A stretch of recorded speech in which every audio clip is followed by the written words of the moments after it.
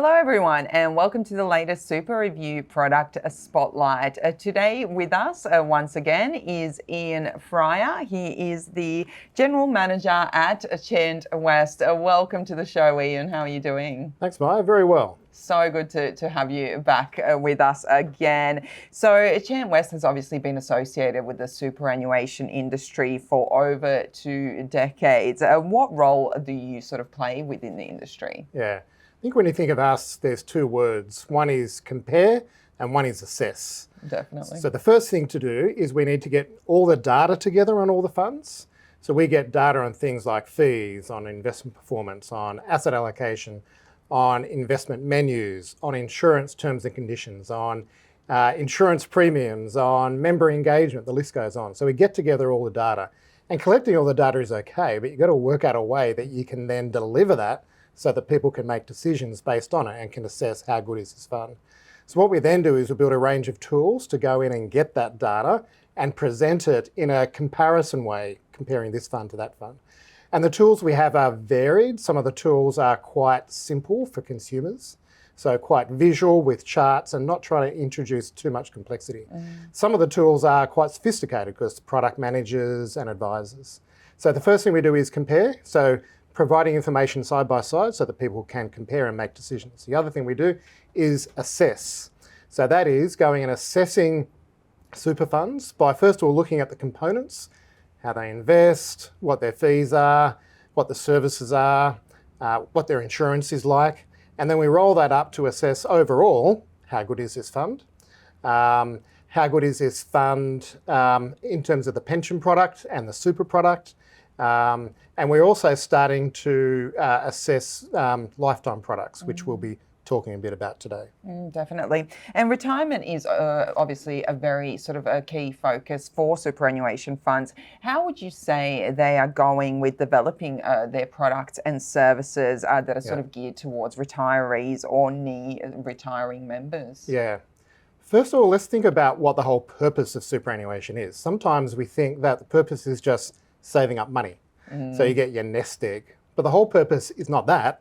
It's actually once you've got that and you're not working again, you're not getting any other income in the door. So you need to draw down the income from superannuation. And that's the whole point of it all. The point is not just sitting on the money. The point is drawing it down. And the job of a super fund is not just sitting on the money, but it's actually helping members move from a situation where they're in accumulation, maybe a MySuper product, and that's going fine, but help them work out how much income they can draw down in retirement, show them how they can do it, get them into that product in a really simple way, and actually get them moving along. The whole point is to get people into that situation, so moving from where they are at the moment to there. But the issue with that is, it's actually really hard, and that's where I think super funds have found it difficult. It's pretty easy just to accept all the money in, but when you're trying to help people understand how much can you draw down and how should you be invested and all those sorts of questions, it actually depends a lot on each member. So rather than going from a sort of like a wholesale one-size-fits-all in super, you need to go to a tailored, personalised model in retirement, and that's a totally different model. So in order to do that properly, you need to know things like, does this member own their home? Have they got a spouse? What are their other assets? What are the spouse's super and spouse's assets, etc.? So the list goes on. So the best way to deal with that is through financial advice. The problem is that there's not enough financial advisors around, and to get advice on all that sort of stuff might cost you about $5,000. Yeah. And most members would think, I don't want to do that. That's too much money. That's eating into my retirement savings too much. So the best thing to do is advice, but advice isn't really working for us at the moment. So let's put that to the side. We'll chat about advice in a few minutes. But the other question is, well, what can funds do apart from advice to help people understand how much they can be drawing down, what they should be doing to get the most out of their super? And there's a few things. One is retirement products or lifetime products. So that is there a product that they can take up which is going to give them income for the rest of their life? There's a number of funds like that are now, so a number of funds are offering products like that. So you've got Australian Retirement Trusts, you've got AMP, you've got Generation Life, you've got Challenger, you've got Allianz. But there's not too many, and most of those don't offer them through the big superannuation funds. So through the big superannuation funds, there's hardly any of that going on. What these products try to do is say, let's take the question out of the picture of what happens if I live too long? Because people think, well, what happens if I live too long? I'm not going to have any money. I can't make any money. I'm stuffed. So let's take that out of the picture and let's say we're going to give you an income for the rest of your life. So when someone asks that same question, what will I do if I live too long? I'll keep getting money. Yeah. I'll keep getting money from this lifetime product and the age pension. That makes a huge difference to financial sustainability, but also peace of mind. Yeah. The question though is, what sort of members should get those sorts of products? And once again, that comes back to advice, which we'll talk about a bit later. So one thing that funds can do is these retirement products, and there's not many funds are doing it at the moment. The other thing that funds can do is deal with drawdown rates. So most members in most funds tend to take out the minimum drawdown. And for under 65, that's 4%. For 65 to 75, that's 5%. So if you do that, you're likely at age 75 to have a whole lot more in your super than when you had when you retired. And is that really the point of it all? I think so. So then some people will say, okay, well, I've got a whole lot more than I did. Maybe I could be spending more.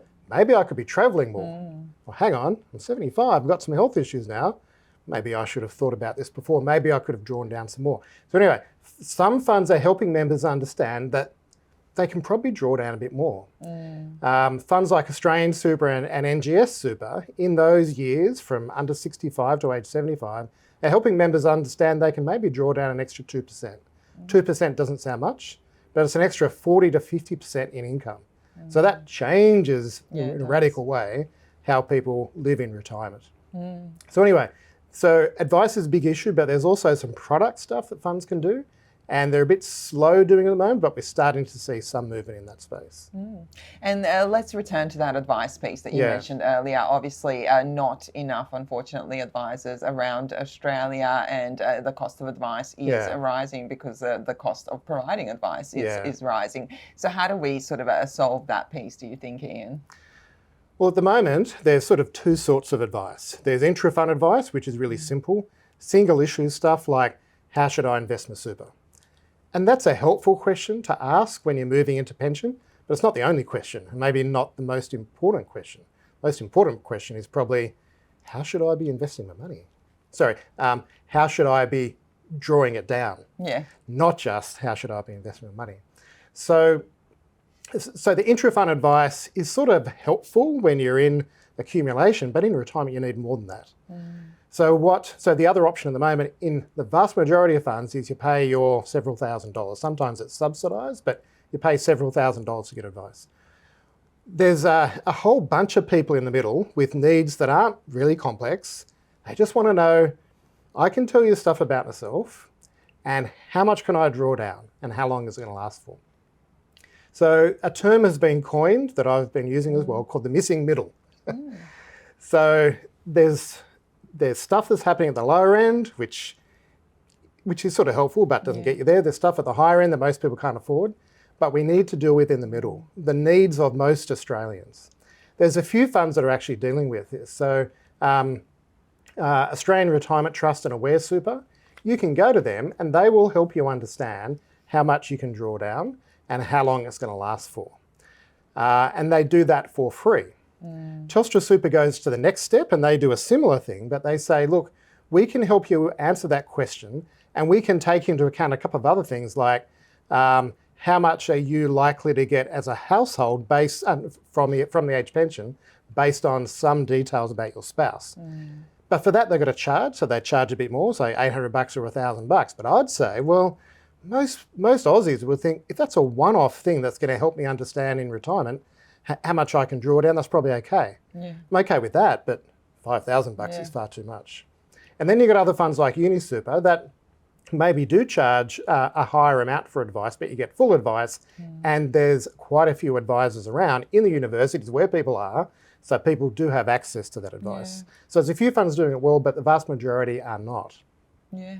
And Ian, moving on from advice, how is the retirement income covenant driving these changes? Yeah.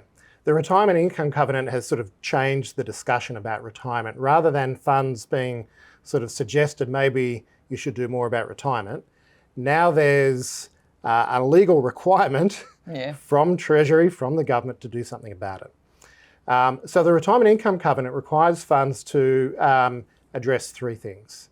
They're trying to maximise income in retirement. They're trying to manage the sort of risks in retirement that can mean that your income may not be sustainable.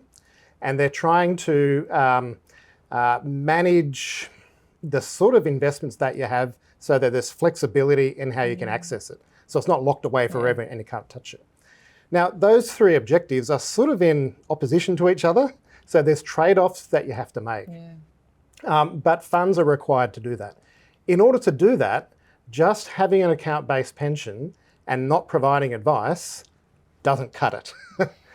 In order to do that, in order to meet the requirements of the retirement income covenant, you have to have an account-based pension. Clearly, that's what everyone's got. You have to have clear guidance so that someone may not be necessarily ready for advice, but what's this pension thing? What's this retirement phase? How does it all work? What are the products? Provide calculators. So so most funds at the moment provide a retirement calculator, which is helping you understand how much you're going to have in retirement and then how much you're going to draw down. But it's not actually built for someone who's already in retirement or just about to go in retirement and just wants to answer the question, how much can I be drawing down? So there needs to be guidance and tools, and there needs to be advice as well. And there needs to be advice across the whole spectrum. That missing middle is a really critical piece. Providing that advice, generally over the phone, at low cost is really critical. Digital advice is going to be really critical as well. So digital advice is a way that we can help members answer these questions in a way that they just go onto a tool, they input some information, and then it spits out based on what you've input, here is our recommendation. The other part that funds need to think about from the retirement income covenant is cohorting. And what that means is, in retirement, in some ways, everyone is in a different situation. But you can sort of chunk it down and say, okay, there's some people with really low balances, there's some people with really high balances, there's some people in the middle with sort of medium balances where they get part age pension. There's some people who maybe do have a spouse, don't have a spouse, if you know that information. There's a whole range of different cohorts that you can look at, and each should perhaps be looked at separately. Each should perhaps be engaged in a different way. Each should have different, if you like, nudges to suggest, based on what we know about you, here's some things to start thinking about. So that cohort piece is really critical. Ultimately, we may get to a stage where if you're in a certain cohort and you get to retirement, a fund might say, based on what we know about you, here's what we suggest. And if you want to do this, just click this button. At the moment, it's actually really hard to move from a super fund to a pension product because it's a whole other application, etc. So there's some things we can do there around the idea of let's make it easier for members. Let's make it easier to move from super to pension. Let's make it easier for members once you're in pension to get the right settings in pension.